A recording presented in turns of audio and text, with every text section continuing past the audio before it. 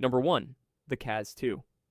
In April of 2007, a small white catamaran was seen drifting toward the outer Great Barrier Reef off Townsville, Queensland. She was called the Kaz II, a 32-foot sailing yacht. 3 experienced sailors had set out aboard her on April 15th, brothers Peter and Jim Teensted, and their skipper, Derek Batten, all from Perth. They planned a relaxed voyage up the coast. What rescuers found instead would become one of the strangest cases in modern maritime history. A helicopter reached the boat on April 20th. The crew expected to find someone. They found no one at all. The engine was still running. A laptop computer sat open and switched on. The table inside was set with food and cutlery laid out as if a meal was about to begin. Every life jacket was still aboard, neatly stowed. The men had not prepared to abandon ship. They were simply gone. Almost nothing was out of place. One of the 3 headsails was shredded and tangled in its rigging. That single torn sail was the only sign of any disturbance on the entire vessel. The fenders, the soft bumpers used when docking, were hanging down over the side, which made no sense for a boat far out at sea. The press reached for the obvious comparison at once. They called the Kaz II Australia's Mary Celeste. Investigators recovered footage from an onboard camera. It showed ordinary sailing in the days before the disappearance with no sign of any argument or trouble. The Queensland coroner, Michael Barnes, held an inquest and delivered his findings in 2009. His conclusion was careful. The most likely explanation, he said, was a chain of accidents. One man probably went into the water, perhaps trying to free a snagged line or the torn sail. The second went to help. The third followed. A sudden gust or an accidental swing of the boom could have swept a man off a low catamaran deck in an instant. Drift analysis suggested the boat had been moving on autopilot for 2 to 3 days before it was found. No distress call was ever sent, even though the radio worked. And here is the heart of it. 3 seasoned sailors lost on what was a fairly calm day, no bodies ever recovered, and not one moment of the event witnessed by anyone. The coroner offered a plausible story. He could not prove it happened.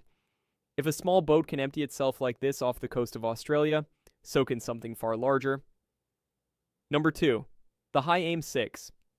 4 years before the Kaz II, a much grimmer version of the same puzzle was drifting in the same part of the world. In January of 2003, a Taiwanese fishing vessel called the High Aim 6 was found adrift roughly 80 nautical miles off the coast of Western Australia. Australian Aircraft and the Maritime Safety Authority watched the boat for around 10 days before anyone boarded her. They wanted to understand what they were dealing with. When officers finally climbed aboard, they found the vessel intact and seaworthy. There was fuel in the tanks. There were personal belongings in the cabins. There was a meal left in place. And in the hold, there was rotting fish, a catch that had been left so long it had spoiled completely. That detail mattered. It meant the boat had been drifting, crewless, for a long time. The entire crew, believed to number between 10 and 12 men, had vanished. There was no fire. There was no storm damage. There was no obvious sign of struggle.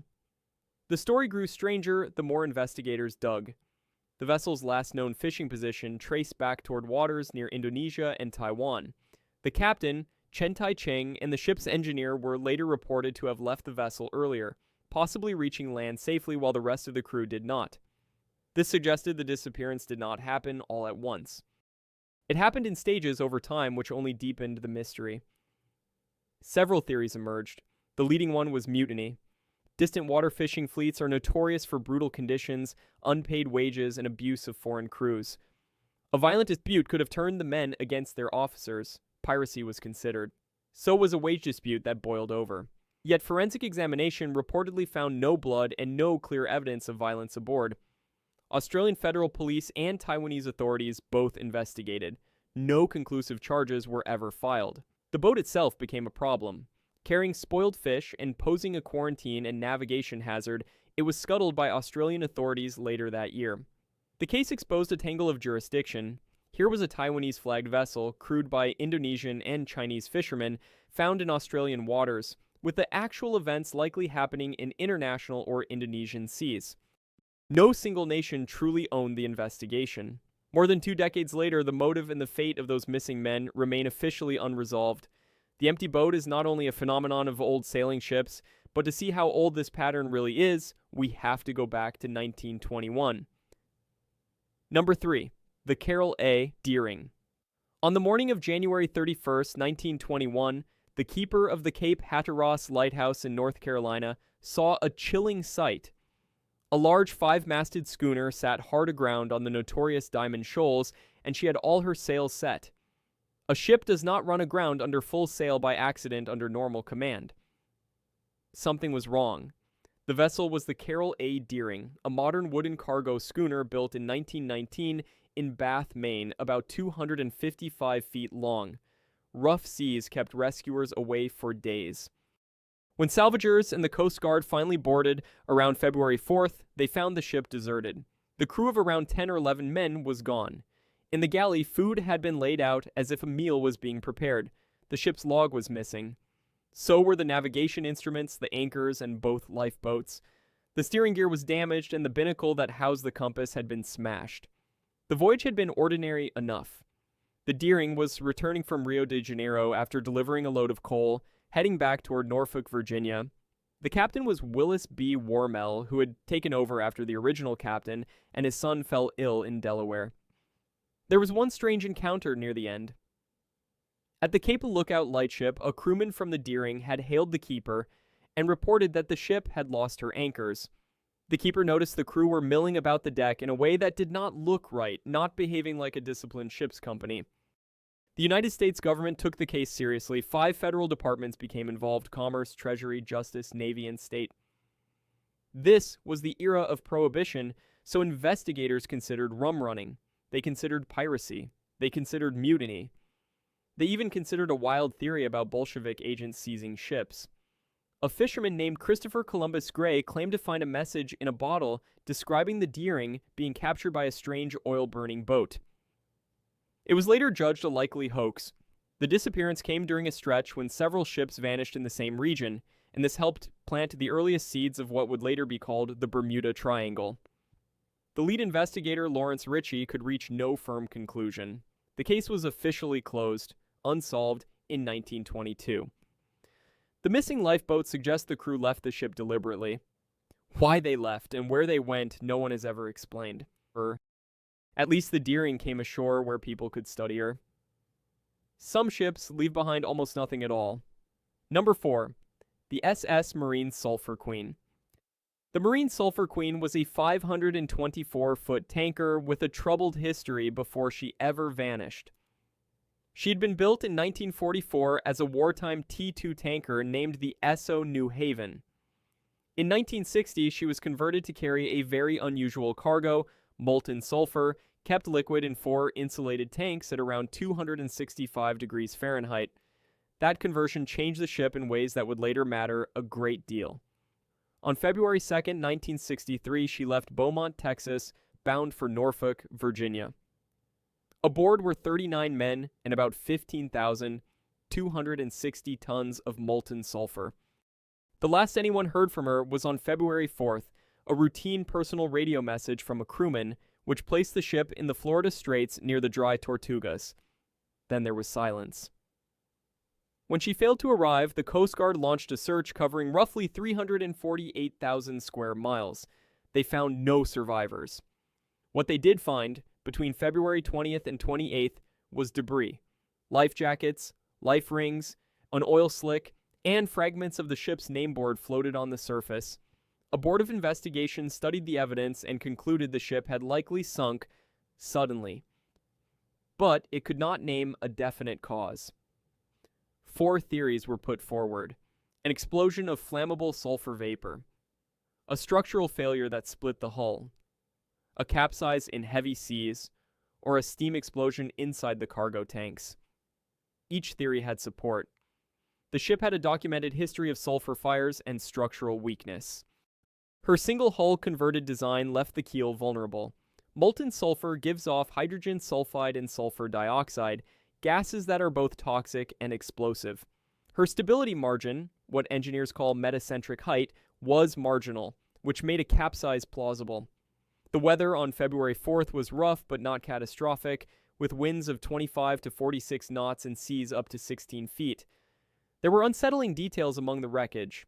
Some of the recovered life jackets had shark bite marks, suggesting at least a few men had survived in the water for a time. Yet no bodies were ever recovered. which is unusual for a debris field of that size.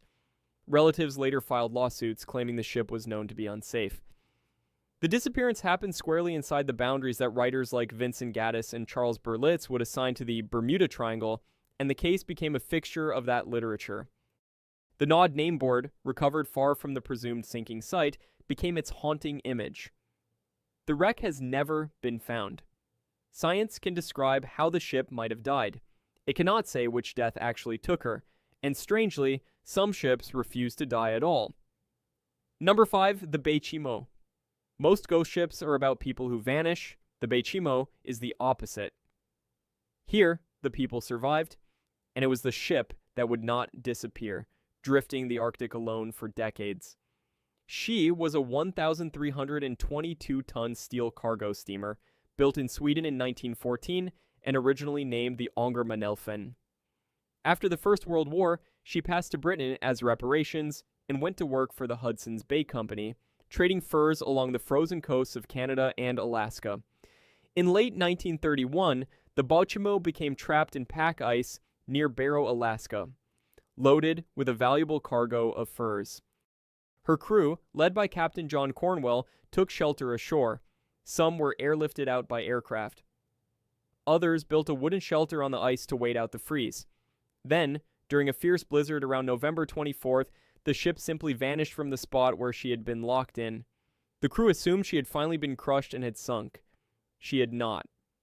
Days later, a seal hunter reported seeing the Baychimo adrift roughly 45 miles away, still floating. The crew recovered the most valuable furs, but judged the battered, unpredictable hull not worth a full salvage. They left her, and that is when the legend began. Over the following years, the Baychimo was sighted again and again, drifting through the Beaufort and Chukchi seas with no one aboard. Sightings were recorded in 1932, 1933, 1934, and 1939. People boarded her at times, then left her again. In March of 1962, Inuit travelers reported seeing her drifting along the Alaskan coast. The last confirmed sighting came in 1969, when she was found frozen into the pack ice near Point Barrow, 38 years after her crew had walked away. After that, she vanished for good, presumed to have finally gone to the bottom. In 2006, the government of Alaska launched a project to find the Baychimo's wreck. They never located her. She holds an informal record as one of the longest drifting abandoned ships in history. Naval architects find her survival genuinely puzzling, because a crewless hull should be torn apart by Arctic ice within a season or two, not survive dozens of brutal winters. Her steel construction and the preserving cold are the best explanation we have. The Hudson's Bay Company had written her off financially back in 1931, so no sustained recovery was ever mounted. The Beaufort seabed is her likeliest grave, but the ice and the remoteness have defeated every search. The Baychimo took 38 years to disappear. Another ghost ship would need only weeks, and it would happen in the age of satellites. Number 6. The Lyubov Orlova. We tend to assume that in the modern era, nothing large can simply get lost. We track ships by satellite. We map the oceans from space. And yet in 2013, a 100-meter cruise ship drifted across the North Atlantic, crewless, and vanished from tracking entirely. The Lyubov Orlova was built in Yugoslavia in 1976, an ice-strengthened vessel named after a famous Soviet actress. For decades, she carried tourists to the Arctic and Antarctic before financial trouble ended her career. In 2010, she was impounded in St. John's, Newfoundland over unpaid debts and crew wages. She sat there, derelict, for 2 years. In January of 2013, she was sold for scrap and taken under tow toward the Dominican Republic by a tug called the Charlene Hunt. On January 23rd, in heavy weather, the tow line snapped. The crewless ship began to drift free into the open Atlantic. Canadian authorities recovered her at first, then made a deliberate decision. They cut her loose again. She was drifting into international waters and no longer threatened oil platforms or shipping lanes, so no one was obligated to keep hold of her. The ship then drifted east alone for weeks. She had become a genuine ghost ship in the 21st century. In February and March of 2013, 2 of the ship's lifeboat emergency beacons activated. These beacons are designed to fire automatically when they hit water, which suggested the ship was either breaking up or shedding lifeboats. The signals were detected somewhere between 1,300 and 2,400 kilometers off the coast of Ireland. Then came the headlines that made her famous. British and Irish tabloids in 2014 warned that the ship could wash ashore carrying disease-ridden rats that had survived by eating one another. Maritime experts admitted that rats could plausibly survive aboard for some time, which gave the story just enough credibility to spread everywhere. Irish and British coastal authorities watched for her. She never made landfall. No confirmed wreck or debris from the Lyubov Orlova was ever positively identified. Disputes between the owner and the salvage company left her legal status murky, and once she left Canadian waters, no agency took clear responsibility for finding her. It is presumed she sank somewhere in the North Atlantic in the first half of 2013, but the exact place and date are unknown. That a vessel this size could slip off the map in the satellite age tells us something humbling about how little of the open ocean we actually monitor. And vanishing without a trace was happening long before satellites, as a brand new ocean liner proved in 1893. Number 7. The SS Naronic. The White Star Line is remembered today for one ship above all others. But 19 years before the Titanic, the same company lost another vessel in the North Atlantic, and that loss has never been explained. The Naronic was a brand new cargo steamer of about 6,594 tons, built by Harland and Wolff in Belfast, and launched in 1892. She was among the largest cargo ships in the world, designed to carry livestock and freight across the ocean. She left Liverpool on February 11th, 1893, bound for New York, with 74 people aboard, including crew and a small number of cattlemen. On February 12th, she dropped her pilot near the Tuskar Rock off the Irish coast. Those were the last people to see the Naronic and her crew alive. She steamed west into the winter Atlantic and was never seen again. In March, 2 separate ships reported sighting empty, capsized lifeboats marked with the name Naronic, floating in the open ocean. This was grim evidence that the ship had foundered. In the weeks and months that followed, several notes claiming to be messages in a bottle washed ashore. They described the ship sinking, some saying she had struck an iceberg. The authenticity of these notes was never confirmed, and many were suspected to be hoaxes, but a few contained details that seemed plausible. White Star held an inquiry. The most accepted conclusion was that the Naronic had either struck an iceberg or been overwhelmed in a severe storm. February of 1893 was known for heavy ice and brutal weather in the Atlantic shipping lanes. No survivors were ever found. No bodies were recovered. The wreck of this enormous ship has never been located. There is one crucial reason the cause remains so uncertain. The Naronic sailed before wireless telegraphy was installed on ships. She had no radio. Even as she was sinking, she had no way to call for help, no way to report what was happening to her. The empty lifeboats tell us the crew at least tried to abandon ship, which means the sinking was not instant. Some researchers argue a boiler explosion or a structural failure could explain why none of those boats carried anyone to safety. Others suspect her cargo and livestock pens shifted in heavy seas, capsizing her quickly. Because the case predates modern forensics and sonar, we will likely never know whether ice, weather, or the ship herself was the killer. The Naronic is among the great vanished giants of the 19th century, and in 1909, with 211 souls aboard, the pattern repeated. Number 8. The SS Waratah. The Waratah was a 500-foot steamliner built in Glasgow in 1908 for the Blue Anchor Line. She carried emigrants and cargo on the long route between Europe and Australia. She is often called Australia's Titanic, even though she was lost 3 years before the Titanic, because of the scale of the tragedy and the depth of the mystery that surrounds her. 211 people went down with her, and not one trace of them has ever been found. On July 26, 1909, the Waratah left Durban, South Africa, bound for Cape Town.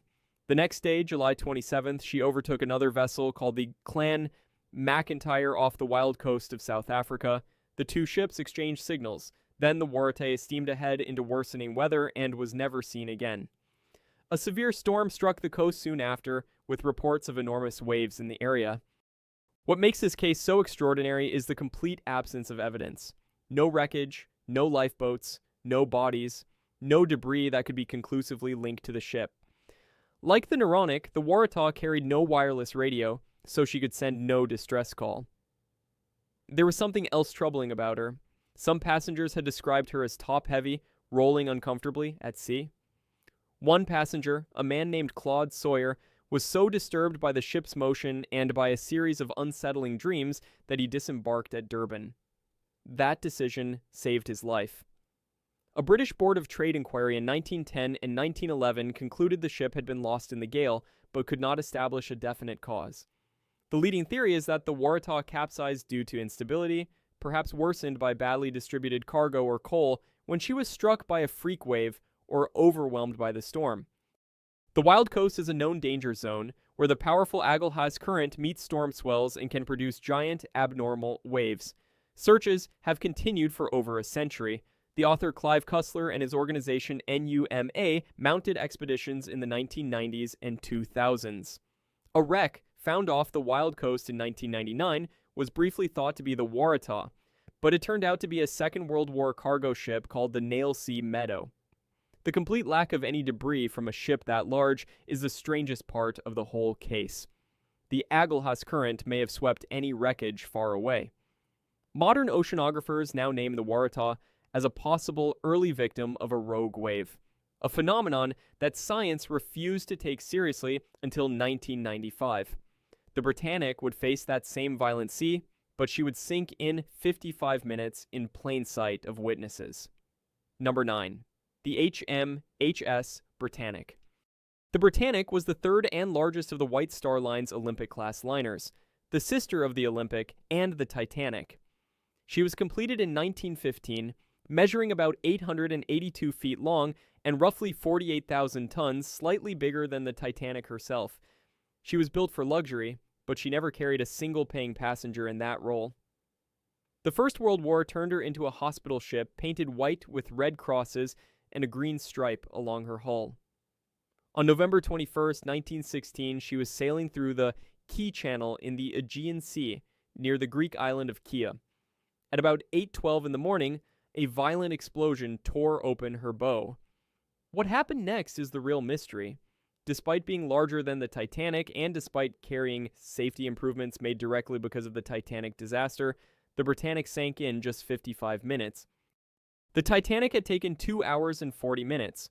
Of the roughly 1,065 people aboard, 30 died, most of them when 2 lifeboats were lowered too early and were pulled into the ship's still turning propellers. The central question has never been fully settled. Was she sunk by a mine or by a torpedo? The German submarine U-73, commanded by Gustav Seyss, had laid mines in that area. Most modern evidence favors a mine. But a single torpedo strike has never been completely ruled out. There may also have been a secondary explosion of coal dust that amplified the initial blast, a theory still debated today. There is a human detail that helps explain the terrible speed of the sinking. The nurses aboard had opened many of the lower deck portholes to ventilate the wards. As the ship listed, those open portholes let the sea pour in far faster than it otherwise would have. The improved watertight doors added after the Titanic may have been undone by this simple act or may not all have closed properly after the blast. A ship designed to be nearly unsinkable, with a double hull and raised watertight bulkheads, went down in under an hour. The wreck lies at a depth of about 120 meters in the Aegean. It was discovered by Jacques Cousteau in 1975 and later surveyed by Robert Ballard in 2003 and by technical divers since.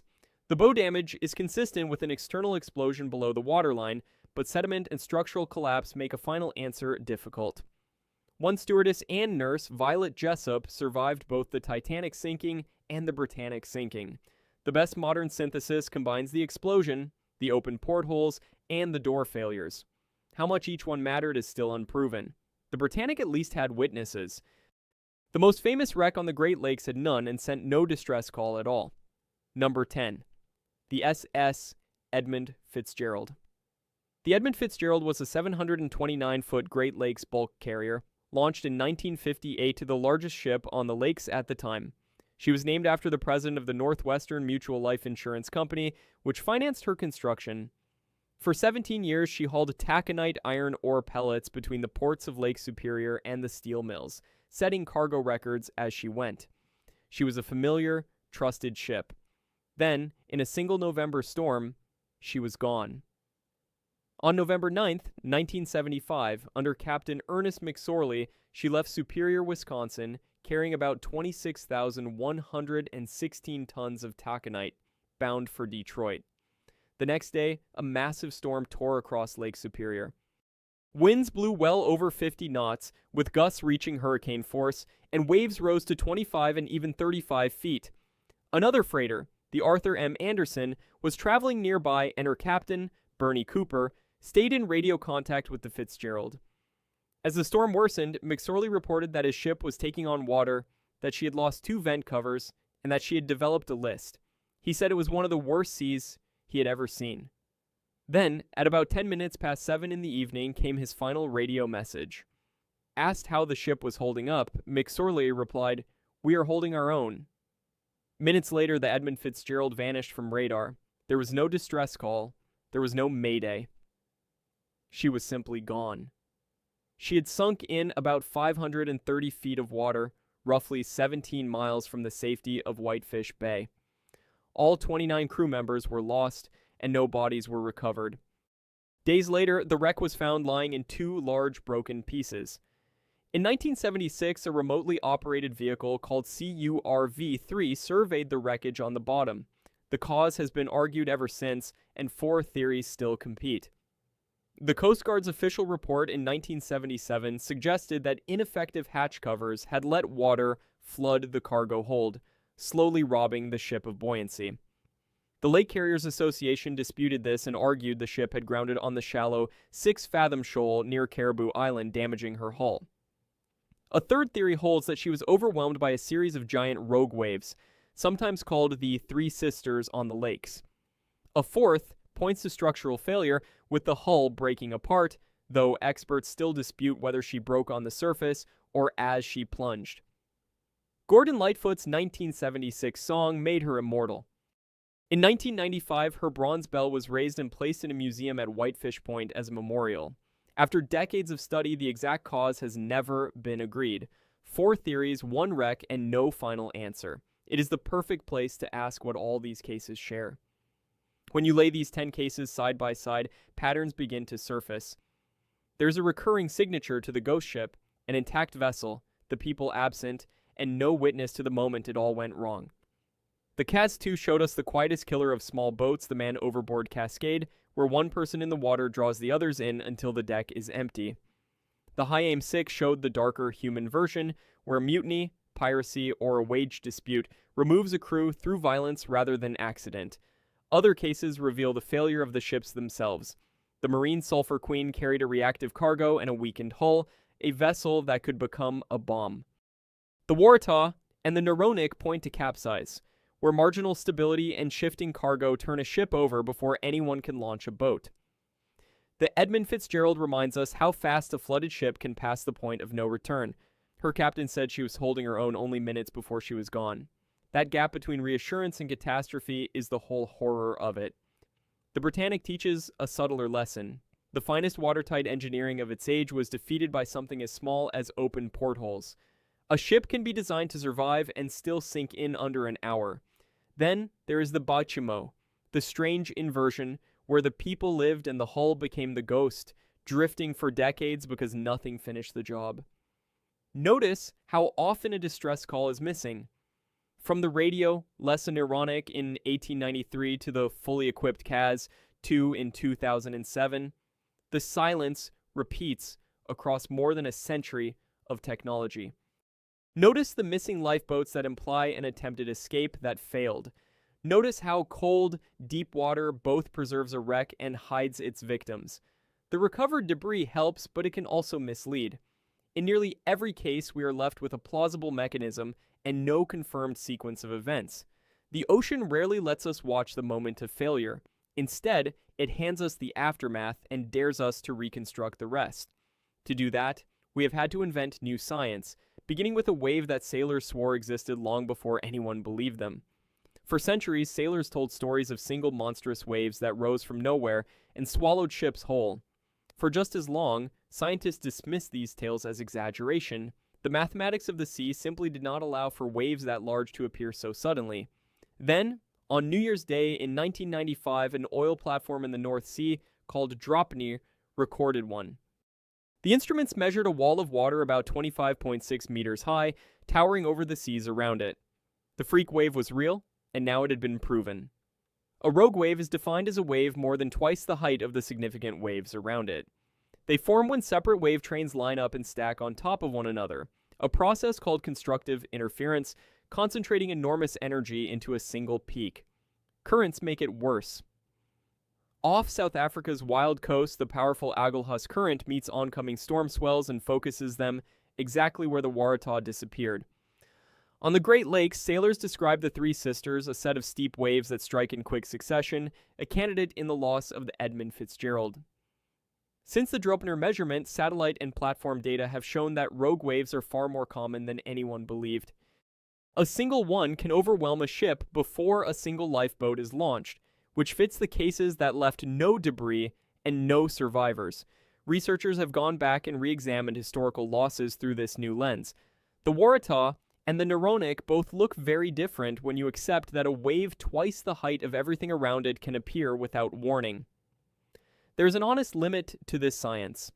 A rogue wave can almost never be proven for a specific past wreck. We can say it is plausible. We cannot say it happened. That distinction matters because it's the difference between an explanation and a guess that sounds like one. The physics also helps explain the silence. A ship struck and swamped in seconds has no time to send a distress call. Modeling now tries to predict where rogue waves are most likely to form, turning old folklore into a mappable hazard. But a strong candidate cause is still not a confirmed cause, and that is true for nearly every ship in this story. Knowing the wave exists is one thing. Finding the wreck it may have taken is another challenge entirely. Searching for a lost wreck means confronting the sheer scale of the sea. When the Marine Sulphur Queen vanished, the Coast Guard search covered hundreds of thousands of square miles, and that was just to look for survivors on the surface. Finding a hull on the bottom is harder still. The main tool is side-scan sonar, which sends sound out to the sides of a search vessel and builds an image of the seafloor in long swaths. Multi-beam echo sounders map the shape of the bottom in fine detail. Magnetometers sense the iron signature of a steel hull buried in sediment. Modern searches add autonomous underwater vehicles, robots that can range far and dive deep without a tether, and remotely operated vehicles like the CUR AV-3 that surveyed the Edmund Fitzgerald in 1976. These tools have produced remarkable successes. Jacques Cousteau located and explored the Britannic in 1975. Clive Cussler's organization spent years in many expeditions hunting the Waratah. That search also showed the danger of false positives. A wreck found in 1999 looked promising until it was identified as the Nailsea Meadow, a Second World War cargo ship. Some environments defeat even the best technology. The Agulhas Current and the violent wild coast guard the Waratah. The Arctic ice and the sheer remoteness hid the Baychimo from a dedicated 2006 search. The deep, cold, current-swept Atlantic simply swallowed the Lyubov Orlova, and no agency took ownership of finding her. Drift modeling helps narrow a search box, working backward from where debris or beacons were found. The lifeboat beacons on the Lyubov Orlova are an example of how a signal can at least hint at where a ship met its end. There are practical limits beyond physics. Someone has to pay for a search, and a century-old wreck rarely justifies the cost. Wrecks are also legally treated as graves in protected sites, which restricts how they can be explored. Yet the field keeps proving what is possible. In 2022, Ernest Shackleton's ship Endurance was found on the floor of the Antarctic's Weddell Sea, beautifully preserved after more than a century. That success is the answer to despair. The reason some wrecks remain lost is not that finding them is impossible. It is that we have barely begun to map our own ocean floor, and that incompleteness is exactly what allows legend to rush in. When ships vanish in clusters, the human mind reaches for a pattern, and often for something supernatural. The Carroll A, Deering, and the Marine Sulphur. Queen both disappeared within the region that would become famous as the Bermuda Triangle. The writer Vincent Gaddis coined that name in 1964. Charles Berlitz turned it into a best-selling phenomenon a decade later, weaving real losses together with speculation about forces beyond science. The careful response came from a researcher named Larry Cushy, who investigated the original claims one by one. He found that many of the famous triangle stories had ordinary explanations, or had been exaggerated, or had not even happened where the legend said. The region carries heavy shipping traffic and frequent severe weather, which alone explains most of its losses. The Gulf Stream scatters debris and bodies quickly, which is why so little is recovered, feeding the impression that ships vanish into nothing. The myth-making machine runs on certain fuels. Message-in-a-bottle hoaxes, like those attached to the Deering and the Naronic, give a mystery a voice it never really had. The human habit of seeing patterns in random tragedy does the rest, and modern media incentives only amplify it. The Lyubov Orlova became a worldwide story not because she sank, which ships do, but because of the irresistible image of a ghost ship full of cannibal rats. Real science gets drowned out by the sensational frame. It would be wrong, though, to wave all of this away. After every debunking, a genuine residue remains, cases where even patient skeptical analysis cannot produce a confident answer. That honest uncertainty is, in a way, more unsettling than any sea monster, because it cannot be dismissed and it cannot be solved. The challenge is to hold two ideas at once, to reject the supernatural without pretending we have explained everything. Folklore is not only error, it is also how maritime memory survives across generations, in songs like the one written for the Edmund Fitzgerald, and in stories told long after the records are lost. The public craves a culprit, natural or otherwise. Sometimes the most courageous thing science can do is say, clearly and without embarrassment, that we do not yet know. The ocean is the largest archive on Earth, and the most secretive. It records everything that happens upon it and reveals almost nothing without a fight. More than 80% of the seabed has still not been mapped in high resolution. We have better maps of the surfaces of other worlds than of our own deep. That single fact explains how a 100-meter ship could vanish in the satellite age, and how a liner with 211 people aboard could leave no trace at all. There is a distinction running through every one of these cases that is worth holding on to. There is a difference between knowing how a ship could have been lost and knowing how it actually was lost. We can describe a man-overboard cascade, a capsize, a rogue wave, an explosion in a tank of molten sulphur. For most of these wrecks, plausible is the honest ceiling.